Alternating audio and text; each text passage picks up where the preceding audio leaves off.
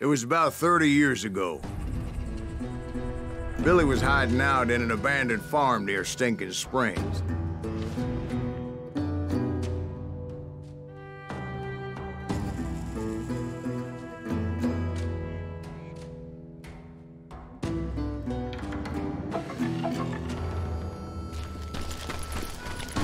I threw in with the kid because the man I had sworn vengeance on was riding with Billy's enemies. But before I tell you why I want that son of a bitch dead, let me tell you what happened that day. I was heading back to the hideout when suddenly I had this funny feeling. Funny, ha-ha? No, Steve. The other kind of funny.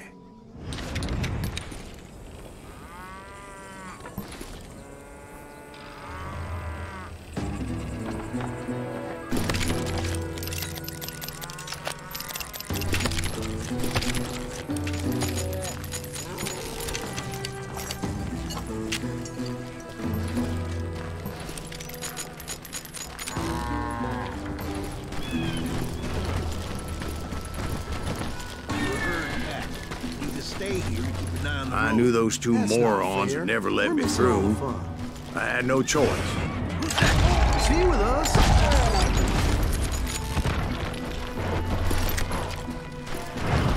Was it Pat Garrett's posse? Oh yeah. I heard the shots and I knew I had to move fast.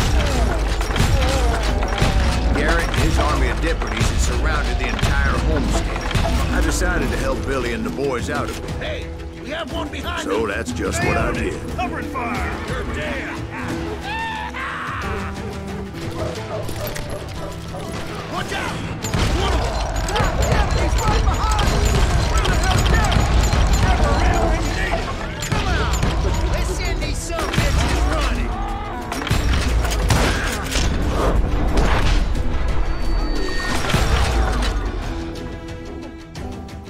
Still, one of them reached the water tower. Not a bad idea. It would be a turkey shoot from up there. Garrett's men were running around like a bunch of chickens with their heads cut off. Luckily, these shooters Garrett hired weren't the sharpest tools in the shed. A lot of them were saddle tramps or sod busters or drunken drifters looking to make a few bucks. Then, I heard a friendly voice yelling at me from the window. Back door! We'll cover you! Watch your flank! Truth be told, things weren't much better behind the house. I cut their numbers in half, but that just made the ones that were left twice as many. They made up for their lack of skill with a seemingly endless supply of ammo. It was a bit of a slog, but I finally fought my way around the back of the house. And like that, I was inside, none the worse for wear. I passed Dirty Dave.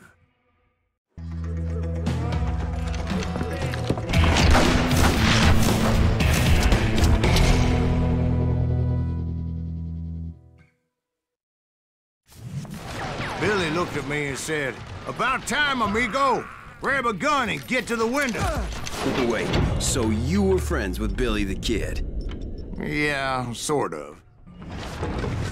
Anyway, we were surrounded by dozens of deputized shooters who wanted to do us harm.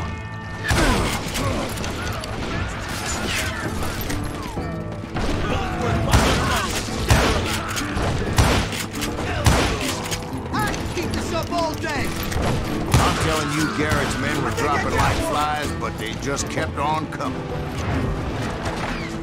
Where the hell got company! That's when Charlie got hit. "They're catching us in a crossfire," shouted Billy. "Get to the other side!"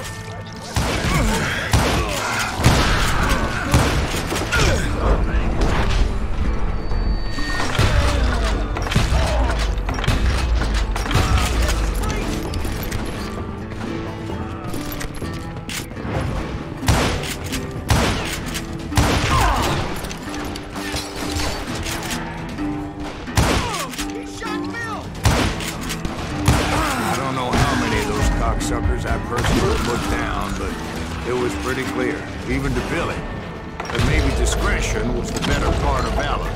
What's that mean? It means that it was time to cut and run. They got a Gatling, Billy Sheriff. Get the horses and bring them round back. I'll draw their attention. Those poor He directed that order at me.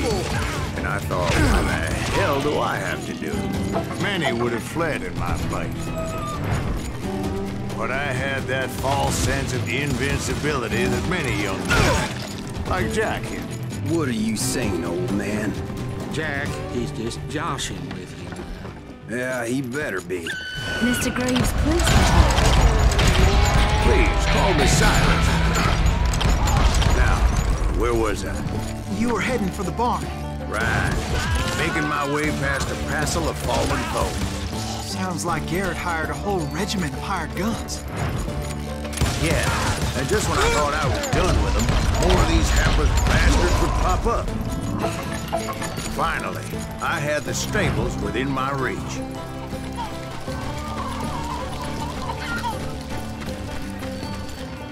And that's when I met Sheriff Pat Garrett.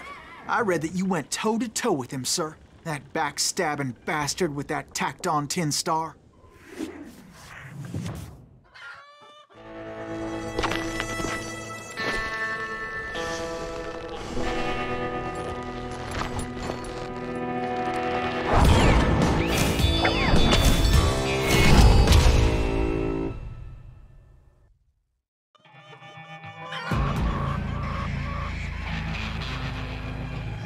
Challenged him to a showdown.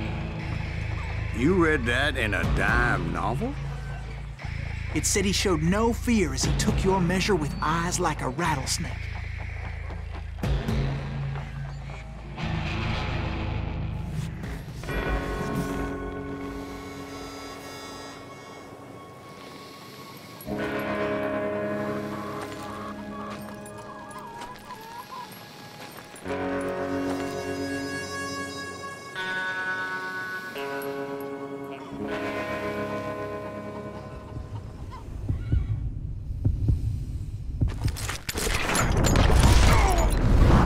And that you killed him in a fair fight.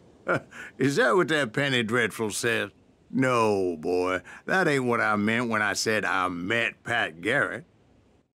So let me start again. I finally reached those damn stables. After the fight, maybe we could treat ourselves to some fried chicken.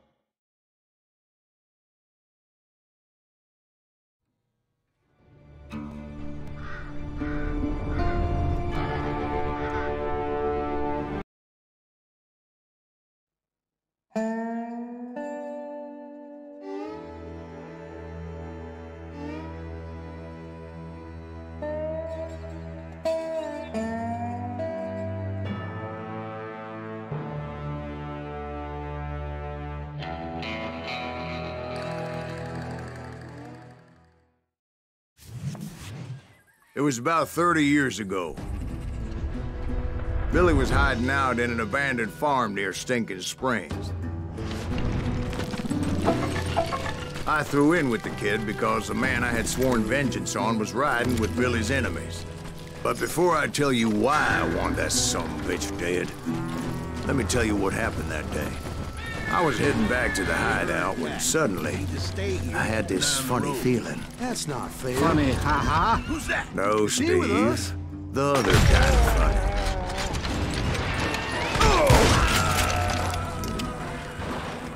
Was it Pat Garrett's posse? Oh, yeah. I heard the shots and I knew I had to move fast.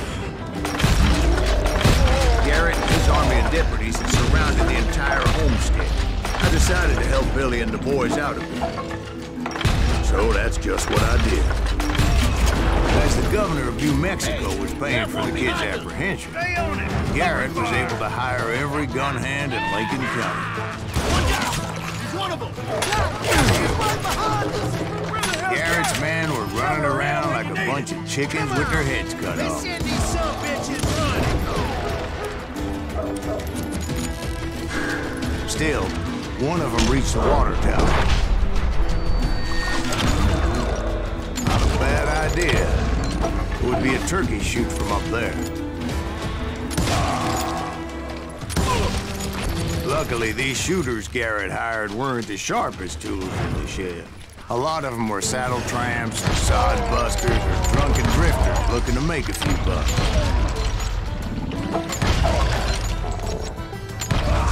Then, I heard a friendly voice yelling at me from the window. Back door! We'll cover you! Watch your flank! Truth be told, things weren't much better behind the house. I cut their numbers in half, but that just made the ones that were left twice as mad. It was a bit of a slog, but I finally fought my way around the back of the house. And like that, I was inside. None the worse for wear. Deader than a rat in a trap!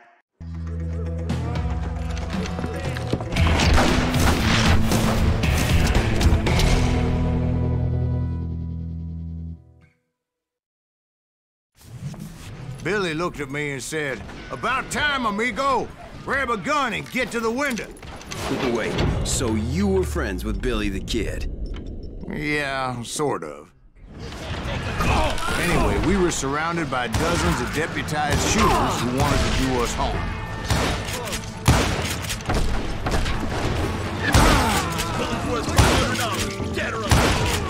I'm telling you, Garrett's men were dropping like flies, but they just kept on coming. I think I got one!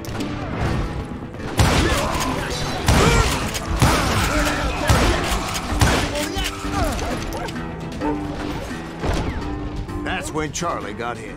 "They're catching us in a crossfire," shouted Billy. "Get to the other side!"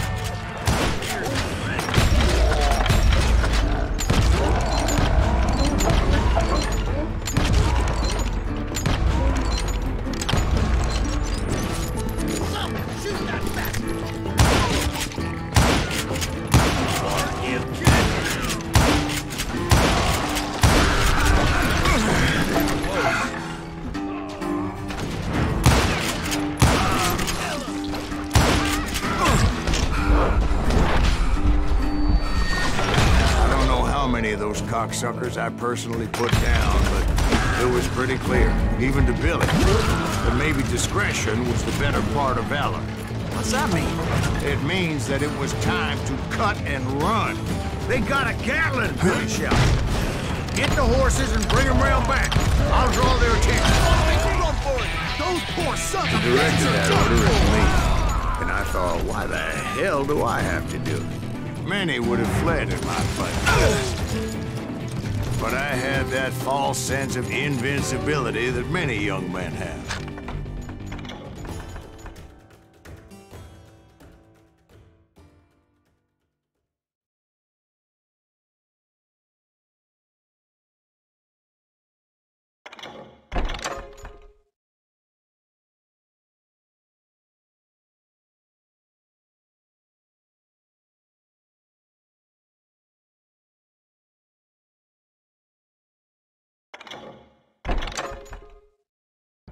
Like Jack here. What are you saying, old man? Jack, he's just joshing. Yeah, you better be. Mr. Graves, please. Please, call me Silas, ma'am. Now, where was I? You were heading for the barn. Right. Making my way past a passel of fallen foes. Sounds like Garrett hired a whole regiment of hired guns. Yeah, and just when I thought I was done with them, more of these hapless bastards would pop up. Finally, I had the stables within my reach. And that's when I met Sheriff Pat Garrett. I read that you went toe-to-toe with him, sir. That backstabbing bastard with that tacked-on tin star.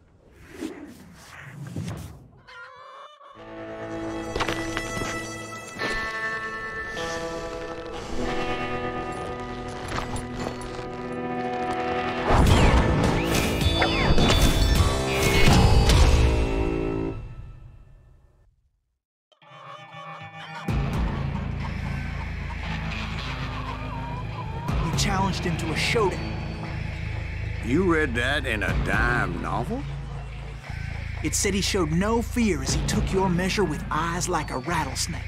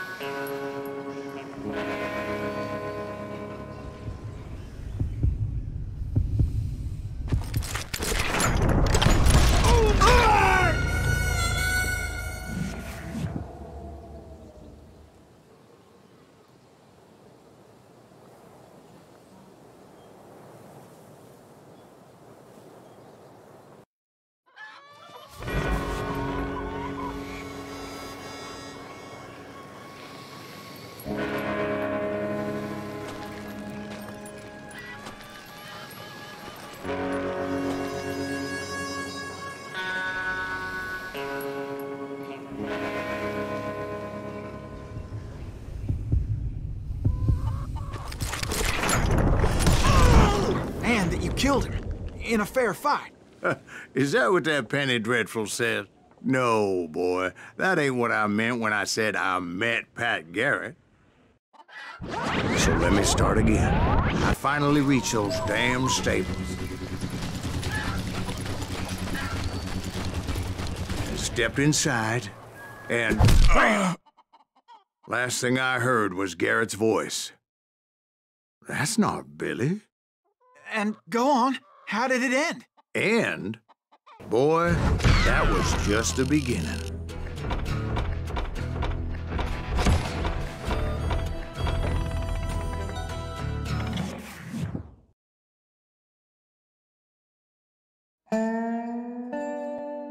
So what happened? Did Garrett arrest you?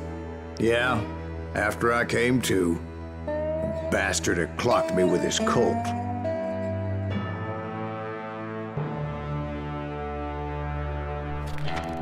And the kid surrendered? When he realized there was no getting out of there alive. So they locked you up in Lincoln? Indeed they did. Sentenced me to hang right along with the kid.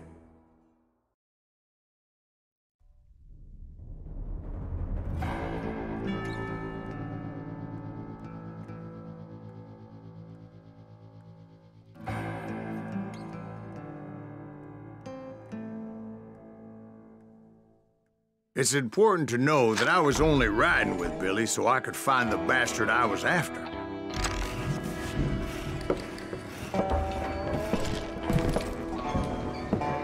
He was with John Kinney's gang, and they were sworn enemies of Billy's regulators.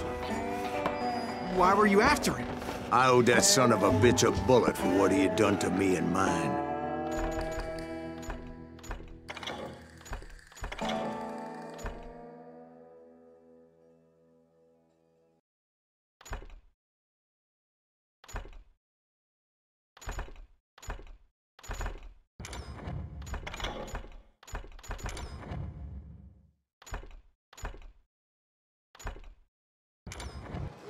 Instead, all I got for myself was a goddamn death sentence.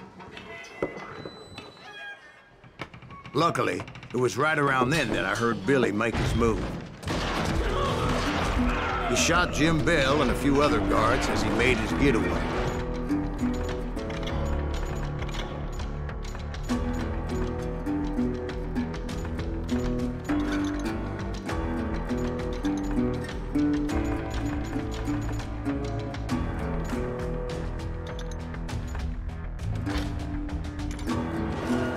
Later, they wrote that some lady friend planted a pistol for him in the privy.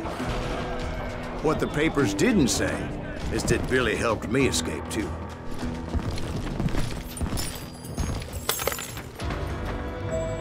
My first order of business was finding a firearm. Luckily, I located Deputy Bob Ollinger's mean-ass shotgun.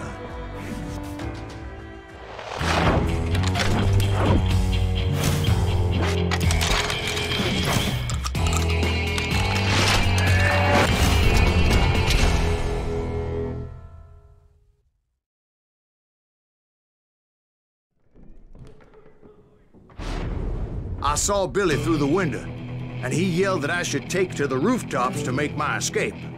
So I did. Anybody see Billy? Okay, now hell yeah. That scatter gun was like a double-barreled howitzer. It could blow a man clear off his feet. You hardly had to aim the damn thing. Guards were everywhere looking for him. Can't let the kid get away.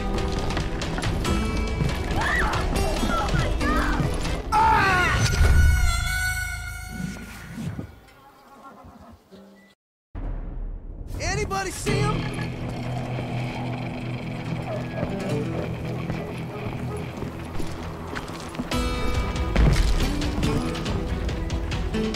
You better hide. Oh!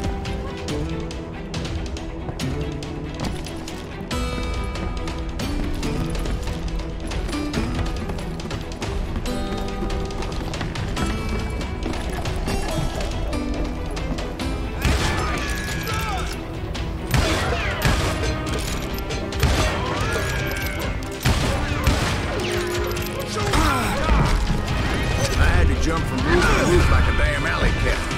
I followed the planks where I could, but some of that wood was slippery as hell. The whole town was up in arms. And suddenly, I was a fugitive. So that bastard you were after, what did he do? He did me and my family a grievous harm. But I knew if I was ever gonna find him, I would need to get my ever-loving ass out of there.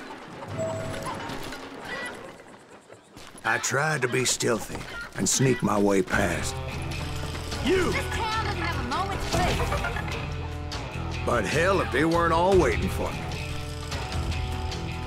Apparently, some of them thought I was Billy. You hooligans go to hell.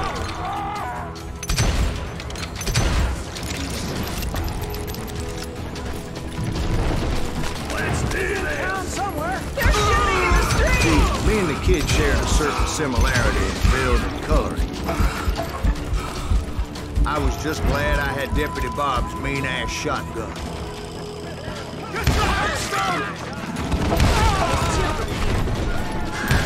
God damn you! So much lead was whizzing by my head, it was like everyone in Lincoln wanted to put me in the ground. I knew I needed to find a horse. Though I never did have a great fondness for those four-legged grass eaters.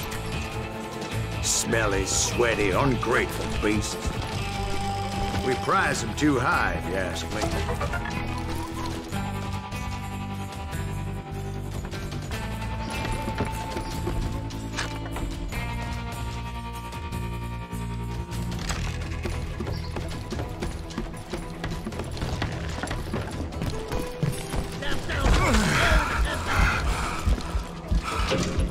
Where was the kid while you were busy getting shot at? And that's when it occurred to me why Billy set me free. So I could be a hapless decoy and draw attention while he snuck out of town.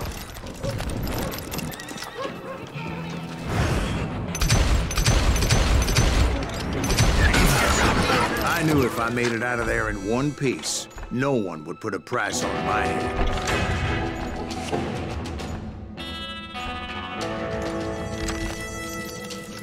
Because everybody in Lincoln would be dead? No, because they all thought I was Billy, and all that blame would fall on him. Meanwhile, Deputy Bob Ollinger was organizing a posse to put me down. He was already a mean son of a bitch, but he was doubly pissed that I stole his mean-ass shotgun.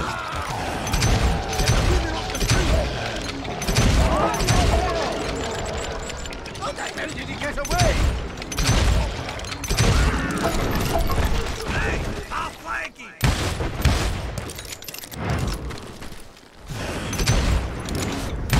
I don't get paid enough for this! Finally, I found what I was looking for. The stables on the edge of town. I guess Billy saved your ass, taking out Bob Ollinger the way he did. Billy didn't kill Bob. Sure he did. He dispatched him right after he shot Deputy Bell. No, sir. Because Bob came right up behind me, angry as hell that Billy had lit out. "Hello, Bob," I said. "I think you better let me go." And he says, "I don't think so, boy. Not with my shotgun." So we stood there in the middle of the street, eyeball to eyeball. He intended to kill me, and I knew I had no choice but to defend myself.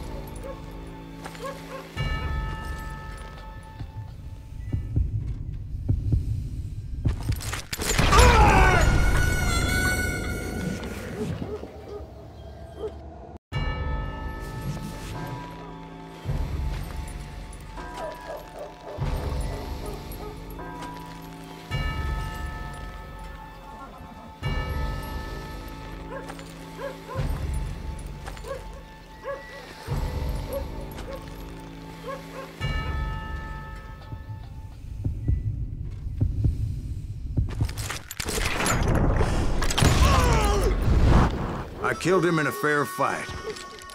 Everybody saw I had no damn choice. Well, Lincoln got a mite depopulated that day. Pat Garrett gunned down Billy 3 months later. So where'd you go after Lincoln? Mexico. Until I realized nobody was looking for me. I ended up taking a job at the Rurales. The Mexican Rurales? I was hired to help them track down the cowboys. The most vicious outlaw gang in Cochise County? Curly Bill Brocious? Johnny Ringo? Led by old man Clanton himself. They must have paid you a pretty penny to take them hombres on. Not really. But truth be told, I had my own reasons for going after those boys.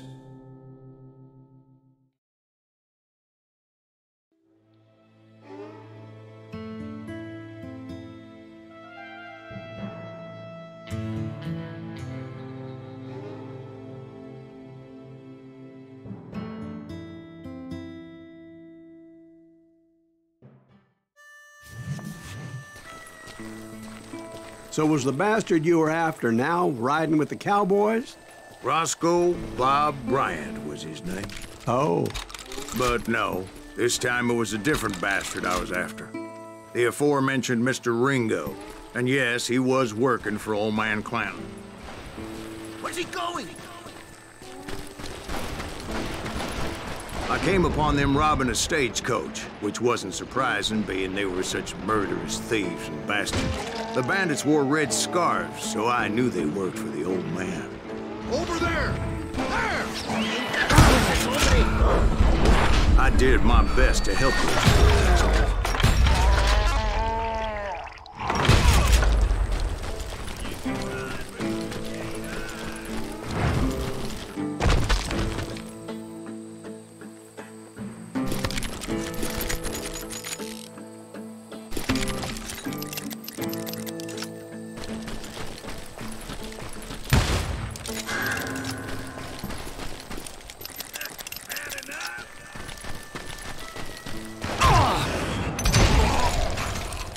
Moments later, the attackers were dead. I checked the stagecoach to see how many passengers were still breathing. None. It was then I wondered if the rocks weren't hiding more bandits. Was that all of them? Or did I just hit the rear guard? I quickly got my answer. They attacked from on high like Apaches often. They would appear in great numbers from above and rain down lead on their hapless enemies' heads, making use of the high ground, whatever else they had. Yep, the Apaches always appeared out of nowhere, and there never seemed to be an end to them. Hold on. Were you attacked by Apaches? What happened to the cowboys? Did I say they were Apaches? I said Clanton's cowboys attacked me Apache style. I was in a pitched battle, but I was holding my own against an overwhelming enemy force. See, at the time, I was still pretty green and would often blunder in a regrettable situation. But I just kept shooting at anything I could see up in those damn rocks. I didn't see Ringo, but I knew he was with the cowboys. He and Roscoe Bob had done me a dreadful wrong, and I was determined to have my revenge. But to get to Ringo, I knew I'd have to fight my way past these other assholes first. Unfortunately, I was running out of ammo. Another perfect example of my relative inexperience as a hunter of men. I immediately knew that a tactical retreat was called for, as my vengeful fury was much less impressive without the bullets to back it up.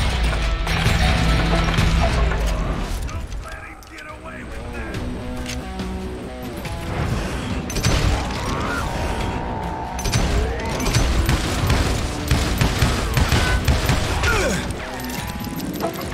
Finally, they managed to corner me. Trapped as I was, the odds of my survival seemed pretty slim.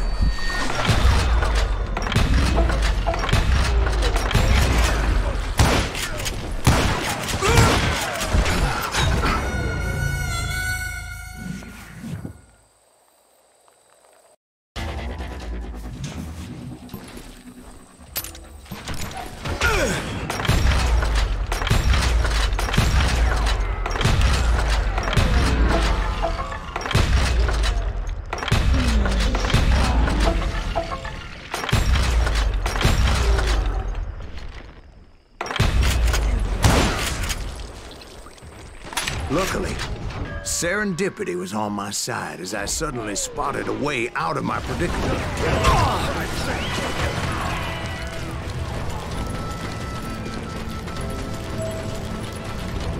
I ran ahead as if the devil himself was after me. Bullets were whizzing by my ears, but I wasn't about to roll over and die. I just kept running like there was no tomorrow. Because there wouldn't be if Clanton and his men caught up with me. As I was scurrying around those caves, I thought, what was I thinking? Going up against a gang like this?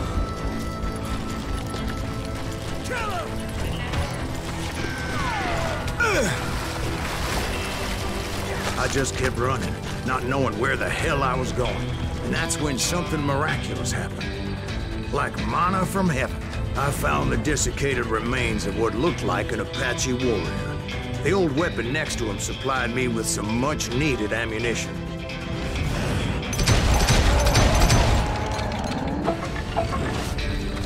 Pat Masterson once told me it was more important to be lucky than good, and he would know. And imagine my surprise when I found a fistful of dynamite to go along with that ammo. That stroke of good fortune evened the odds and bolstered my confidence. It was time to turn the tables. Time for the prey to become the predator.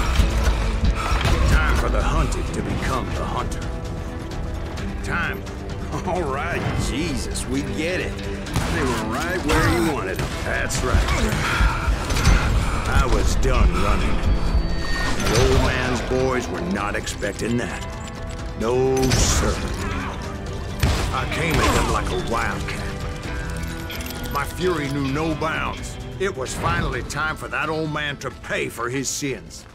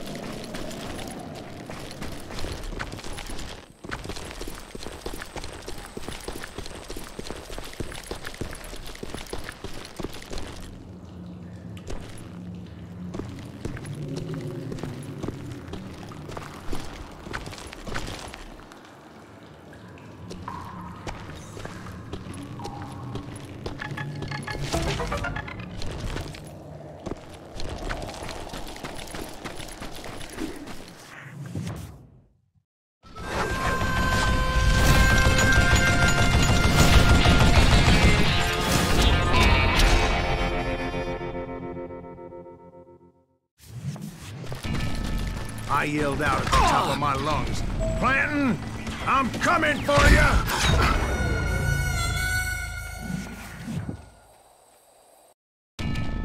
But I knew I could not let that deter me.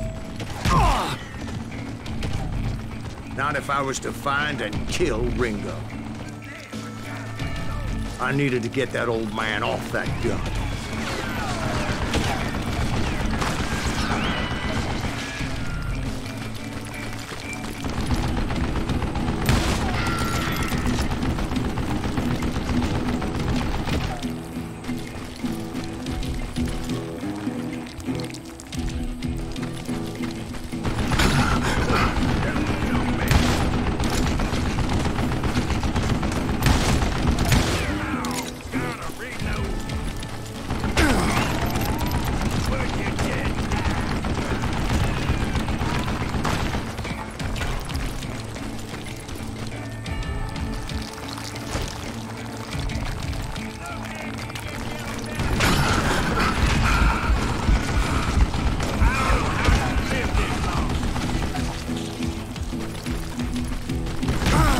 Most everyone thought it was the Juarez who had come up against him in Guadalupe Canyon, but it was just me.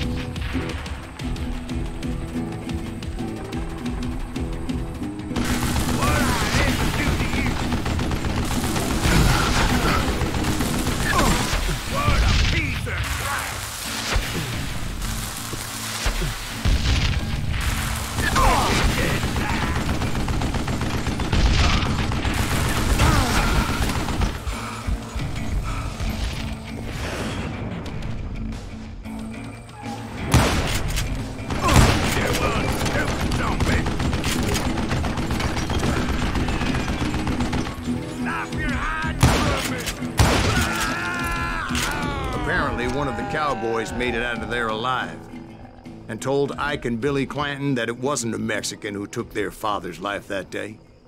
They just assumed it was one of the Earps, and that little misunderstanding eventually led to that legendary gunfight at the OK Corral.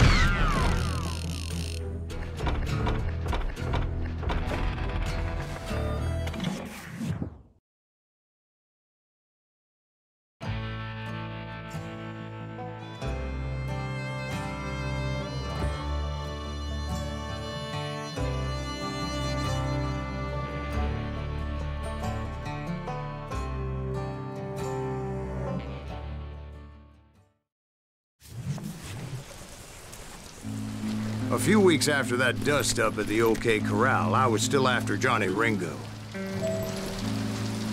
I had tracked him and the cowboys to their hideout at a sawmill, and they were loaded for bear.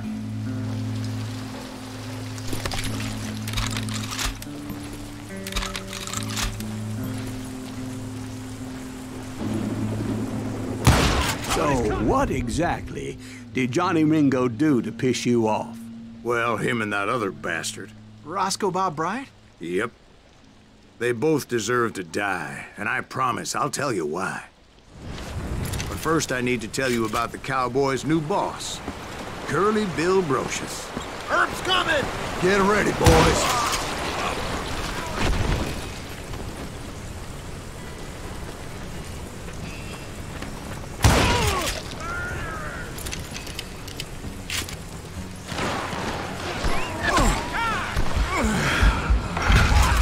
Curly Bill took charge of the cowboys upon the old man's demise, and after that gunfight at the OK Corral, the Clantons wanted revenge.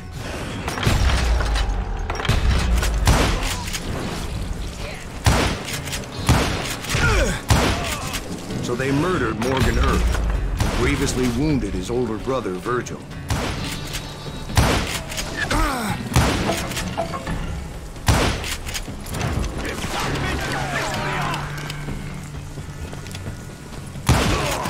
Wyatt and Doc went on what became known as the Vendetta Ride, hunting those outlaws. So when I showed up, that's who they thought I was.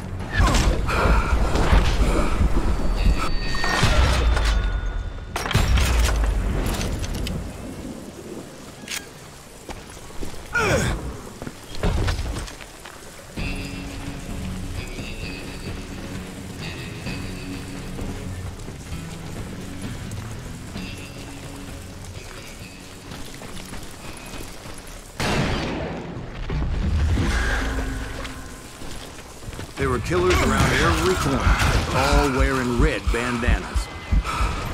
That's how the cowboys identified each other. And I was beginning to wish I had one myself.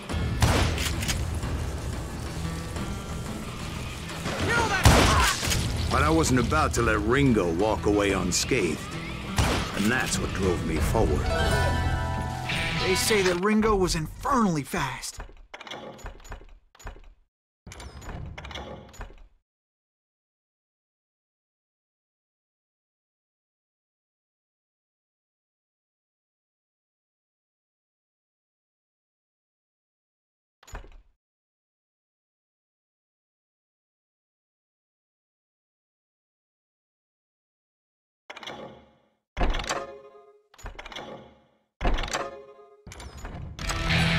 Hardly saw anyone faster, boy. Certainly not Wyatt Earp. That man was all hat and no cap. Earp wasn't much of a match for him, but Doc Holliday might have taken. That lunger should have kept his nose out of it. They never charged anyone for the murder of Morgan Earp. But everybody knew that Curly shot him in the back. That was common knowledge. Yeah, maybe so. But Ringo had nothing to do with it. He was just being loyal to a friend. Excuse me, sir. I have a question. What's that, Dwight? After old man Clanton died, why didn't his son take over the cowboys? Because Ike Clanton was dumber than a box of rocks and a yellow belly to boot. Now, where was I? Taking down the entire cowboy gang single-handed. Indeed I was, Jack.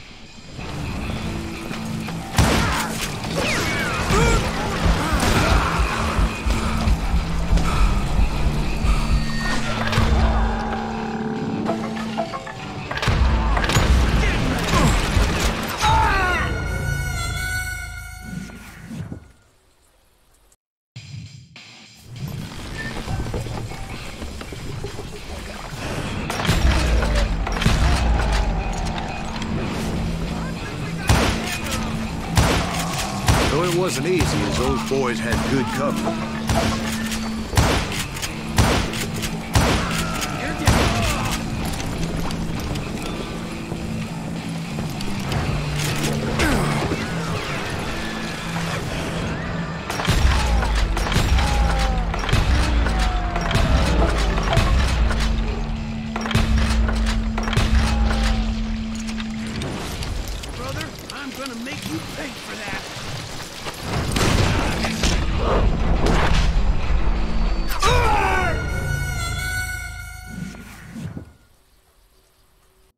Bullets are useless against these. Come on, smoke that son of a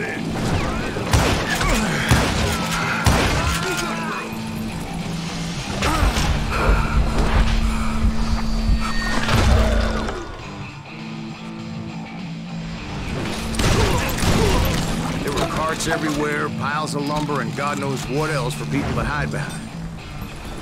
That really was one hell of a sawmill. Quite an impressive operation. And where was Curly Bill? Did you see him? I'm about to get to that, Ben. Patience. I'm painting a picture here.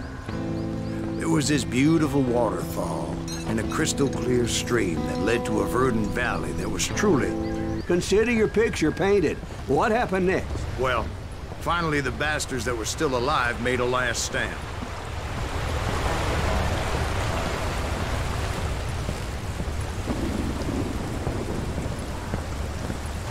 Curly Bill, Johnny Ringo, and his compadres took off into the lumber yard, and I followed after.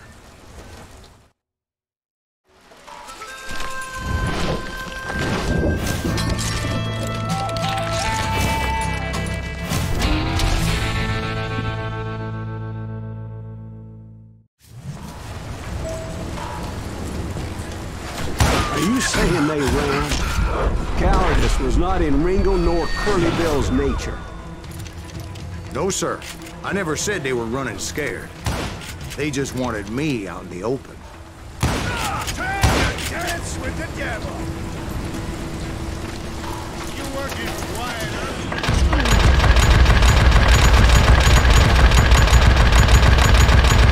Brocious gave me no choice but to take his life. But Ringo was nowhere to be found. You'll die for this. You hear me? I knew you didn't kill Ringo, because he was found dead in a different location altogether. To this day, his killer is still unknown. Indeed. Took me a few months before I finally tracked his ass to West Turkey Creek Canyon.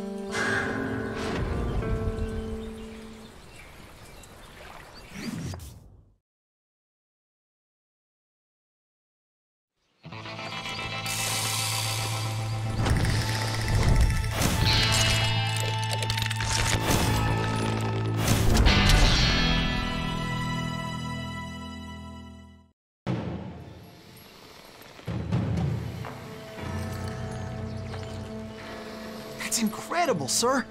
I always thought that Doc Holliday was the one that killed him.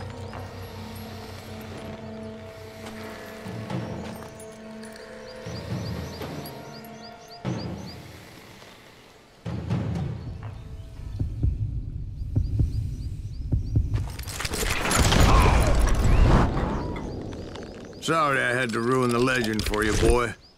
But the legend ain't always true.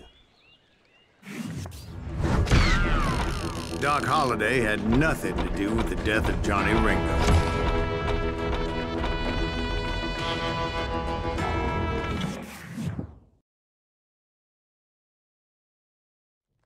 I was paid a healthy bounty for Ringo and Curly Bill, and realized there was real money to be made.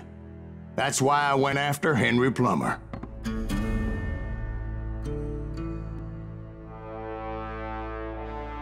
Wasn't he the sheriff who augmented his income by shaking down miners and robbing gold shipments? That's the one. Oh, yeah, I remember him. He ran that gang of thieving outlaws called the Innocents. So it's true that you went toe-to-toe with him? Indeed I did, son. Indeed I did.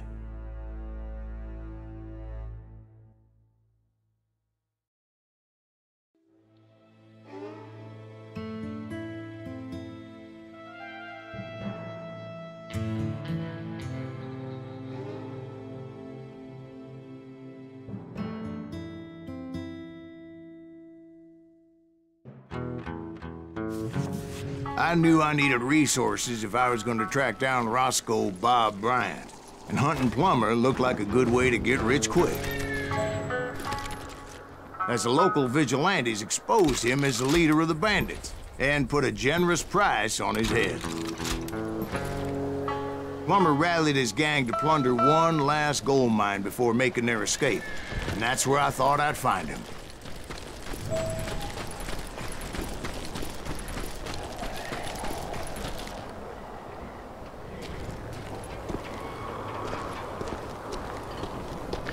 It makes me nervous standing so close to all these goddamn barrels of gunpowder.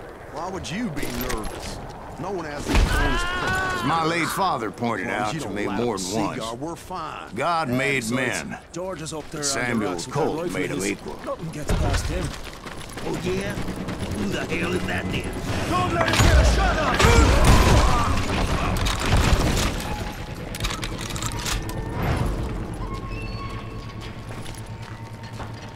I knew that dynamite wasn't mine, so I decided the polite thing would be to return it.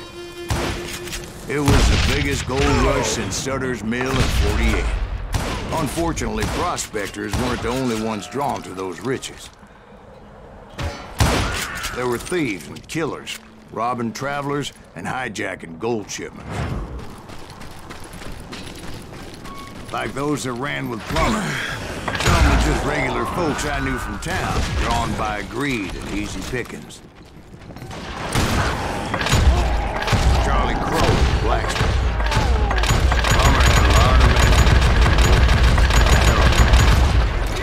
men. That son of a bitch pretended to protect the public with one hand while stealing them blind with the other. Of course, the rest were veterans of the Civil War. Stone-cold killers trained on the bloody fields of Shiloh and Antietam. He set up a defensive perimeter which I had no idea how to breach. Dangerous, desperate individuals. I was outnumbered and in way over my head, but I was too damn stubborn and stupid to realize it. They must have thought I was touched. I thought I was some kind of hero.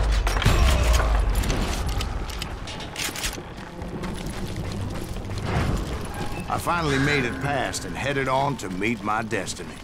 But first, I had something I needed to figure out. I had a few ideas on how to get into that mine, but once I made my decision, I knew there was no turning back. So my first thought was to enter the nearest mine portal. I saw an entrance. Made sense. It was the quickest way in, but that also made it more dangerous, as there would undoubtedly be enemy pickets posted along the way.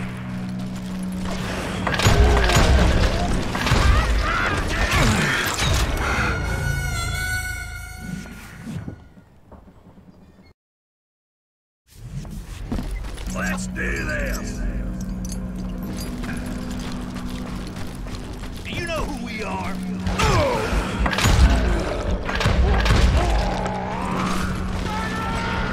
Besides, once you enter a mine like that, it's easy to get all turned around. And that confusing maze of corridors wouldn't even be the worst of it. Some of those shafts could be as deep as hell. A single stumble or misstep can easily end in a deadly plunge to oblivion. You won't get away with this! That's it for you!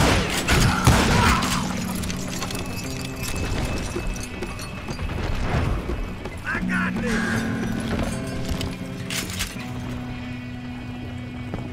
Time to die!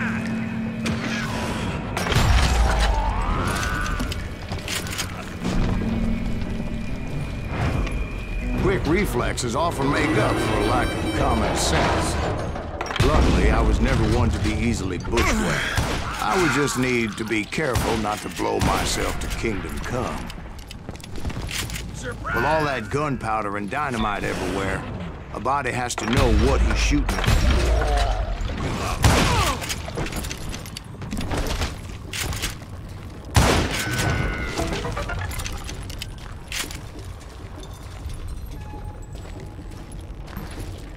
One wrong bullet could have turned that mine into a dad-blasted tomb.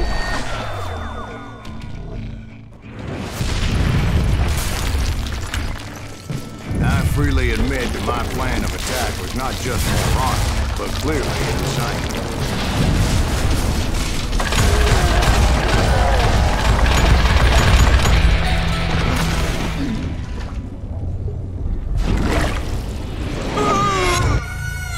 It's a good thing that I abandoned that ridiculous plan before I even tried it. Instead, I spotted a ladder way into the mine from the opposite side.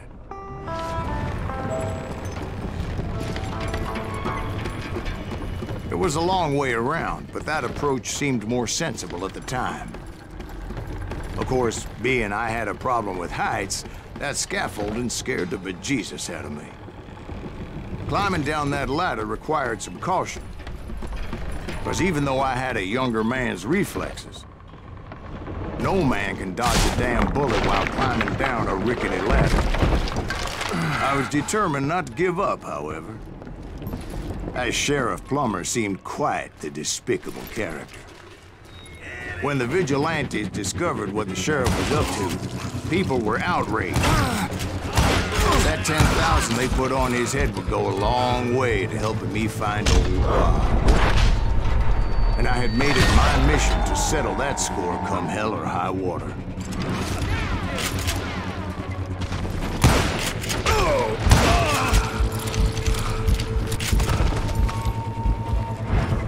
But first, I would have to make a choice. Take the elevator or climb the ladder. I picked the more convenient and more dangerous route.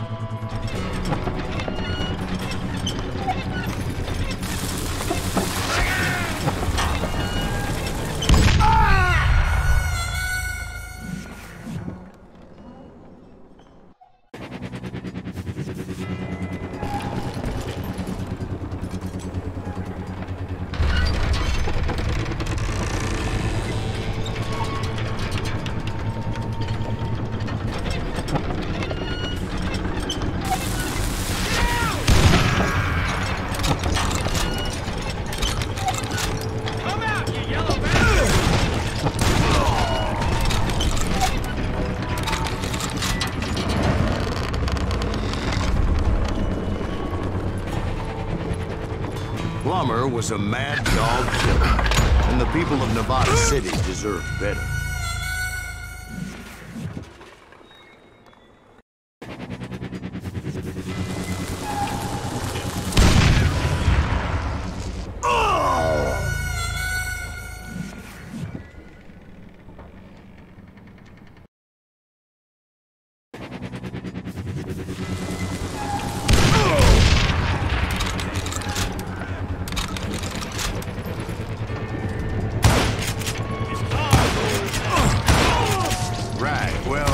He was the sheriff of both places at one time or another, but that's neither here nor there.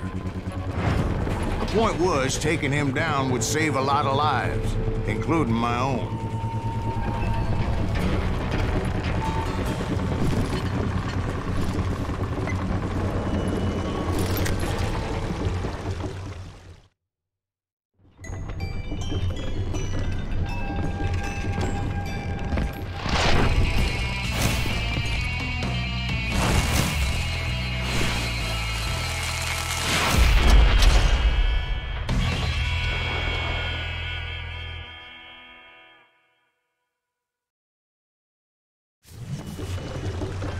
Gonna need a dustpan to pick you up. This day is just getting worse and worse for you, ain't it?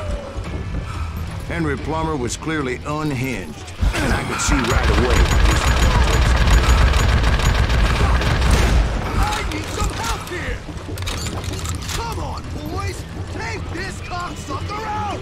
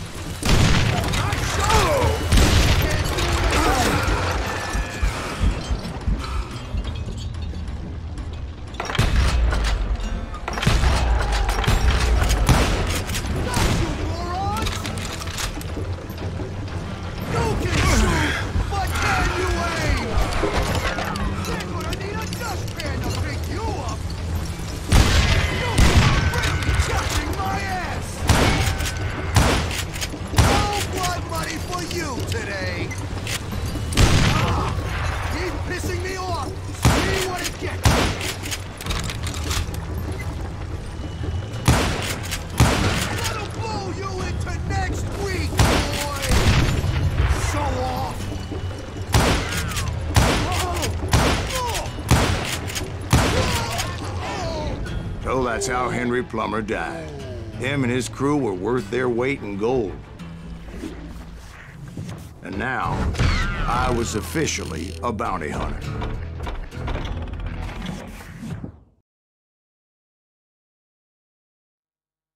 So, did you finally go after that Bob feller?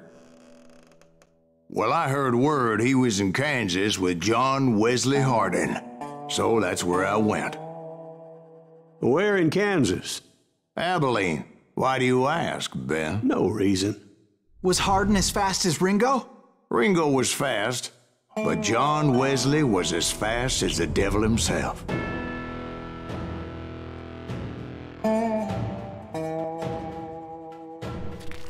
Hell, he killed his first man at 15. From that day forward, he had a price on his head and wouldn't back down for nobody, not even Wild Bill Hickok himself.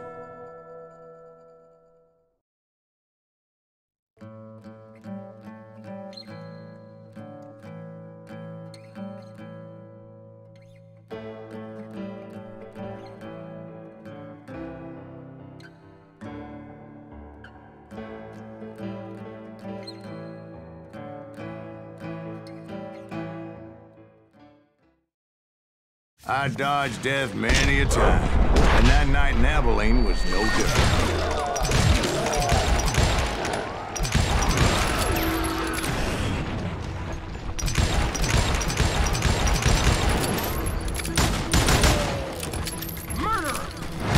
I was there with the intention of finding that bastard Bob and collecting the bounty on John Wesley. I thought the Texas Rangers got Hardin. Yeah, that's what they want you to believe.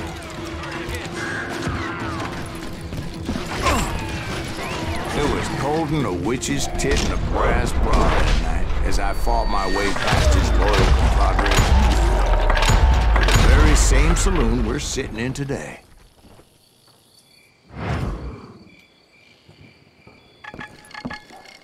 Look around and imagine this place painted in blood. Hardin was waiting for me, and...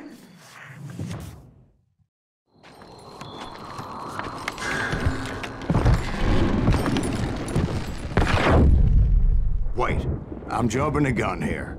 Let me back up and give you some background on this sumbitch. He deserves that much.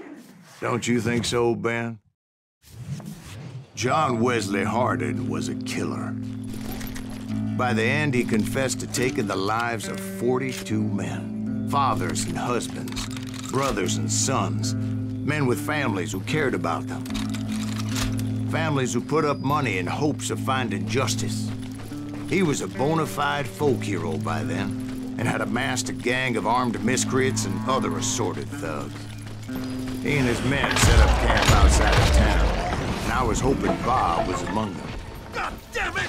Shoot that son of a bitch! I had to spill a lot of blood to find out Hardin wasn't in there. He was carousing in town with his closest friend. Hardin's boys apparently didn't want me to reach the Colts here. Some were hightailing it into town to inform their FA of my unwelcome presence.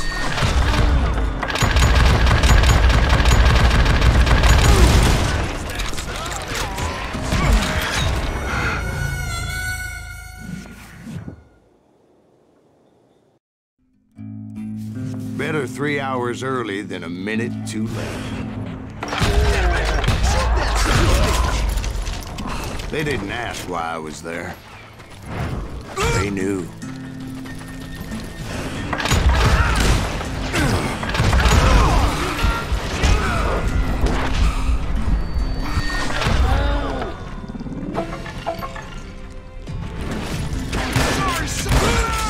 Tell Hardin someone's coming for him!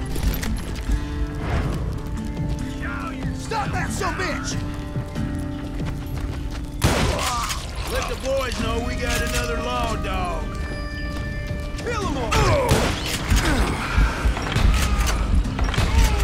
I wondered if Bob was among them.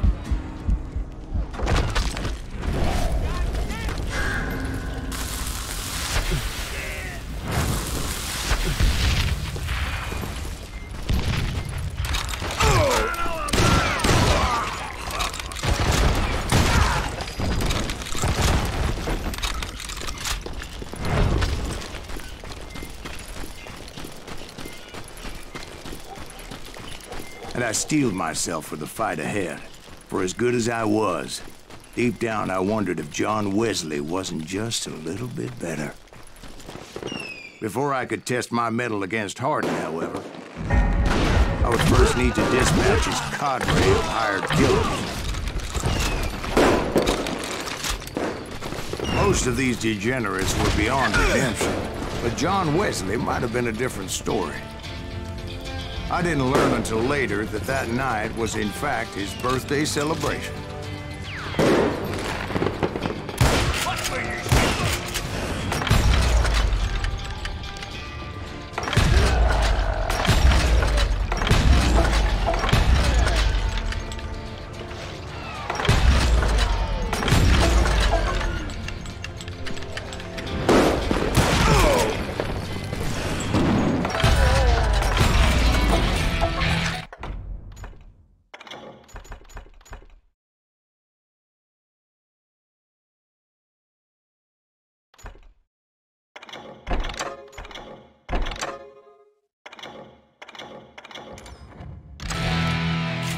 I think I already mentioned that I found Hardin in this very saloon.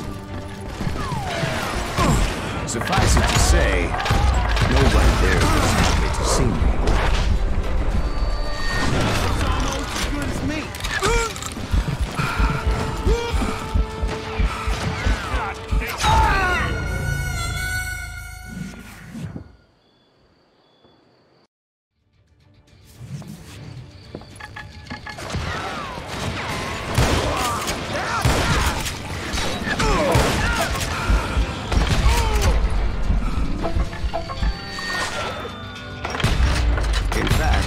felt a certain hostility.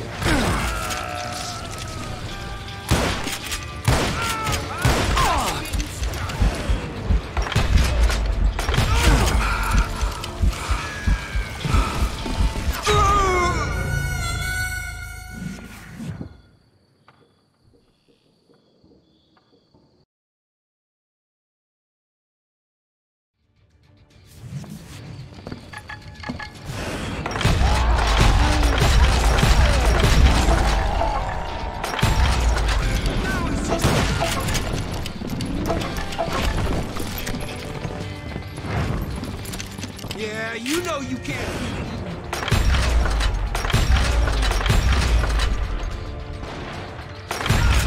I was disappointed that neither Bob nor John Wesley were among the dead. But that was short-lived, as a moment later I was facing down the fastest gun in the West.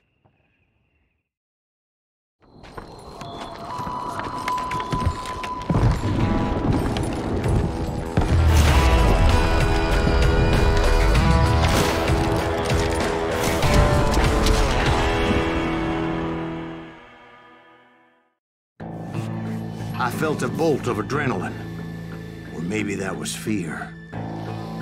He was well known for his tricks, and I knew I'd need my own if I was ever to defeat him.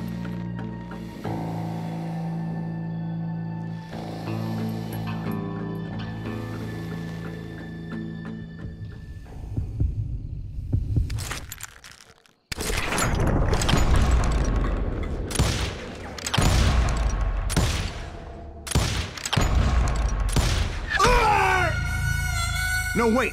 He didn't hit me then. I'm sure of it.